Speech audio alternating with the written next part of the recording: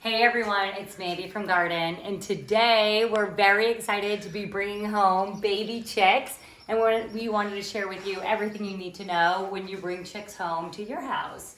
So I'm gonna go ahead and release these guys right out of the gate. We just picked up 10 baby chicks about a half hour ago. We got 5 different breeds, 2 of each breed. We got 2 Rhode Island Reds and then 2 Rhode Island Red Crosses, the Isa Brown and the Golden Comet. Then we got the Amberlings, which are these very adorable bright yellow chicks. They'll be big white hens. And then we also got 2 really cool hens that I've never had before, the Starlight Green Eggers, and they lay a green egg. Which is gonna just be super cool. So that gives us our 10 new babies. And these chicks are probably about 3 days old. In general, when you select the really tiny, fluffy chicks, they're gonna be about, no more than a week old, which certainly these ones are. And really, when you bring them home, what you're gonna wanna do is just put them in something that's got high sides so that they can't jump out. And then the 3 big things they need are warmth, food, and water.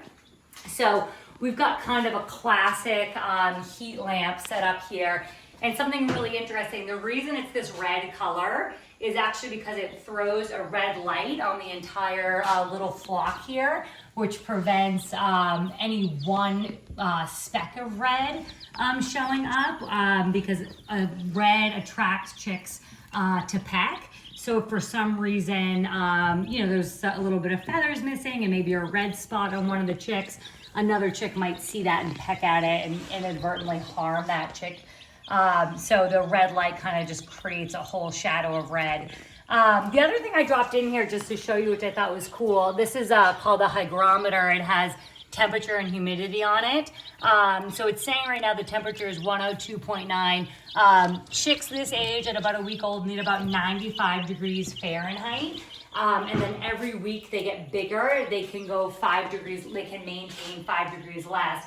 And that's because every week they get more and more of their true feathers and are able to stay warm.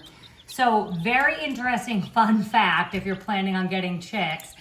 They have to stay inside in some sort of brooder heat lamp setup like this for between 16 and 18 weeks, so about 4.5 months old. So it's a long time that they need to be inside. And again, it's just because this little downy feather is just not enough to insulate their body heat against colder temperatures.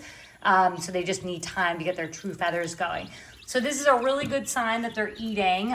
Baby chicks also need a very specific chick crumble. They're not big enough to eat pellets. They really aren't big enough to be eating any types of treats or things like that.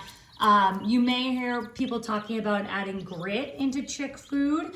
If you're only feeding your chicks specific chick crumble, you don't have to add grit. Grit is basically tiny pieces of sand and rock that live in the crop of birds and help them kind of tumble around and break down food as it moves down into their digestive tract. But chick crumble is specifically made so that it's soft and easily digestible. So this is all they need, and they can be on this feed until they're ready to go into their outdoor enclosure. Again, once they're between 16 and 18 weeks old, they can move outside as long as the temperatures are 50 degrees or more. You can prep them to get ready to go outside by removing their heat source right before they go, so they get used to not having that. This is a really good sign that the babies are drinking water. Just like a newborn infant, these babies can dehydrate quickly, so you want to make sure they have just constant access to clean water, and of course lots of food so they can get very big.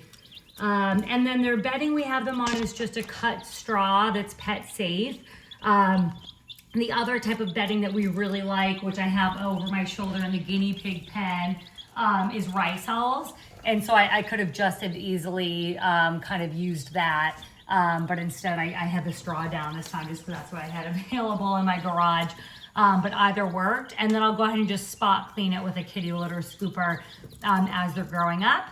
And as they get bigger and bigger, I might have to put a kind of a grate over the top so they don't start to jump out. And as the weeks go on, we'll take them out to do a little bit of walking around and free ranging. And then of course bring them back in and keep a close eye on them. So we are over the moon to have 10 new chicks. And we'll definitely keep you guys posted as they continue to grow and certainly join the rest of our flock.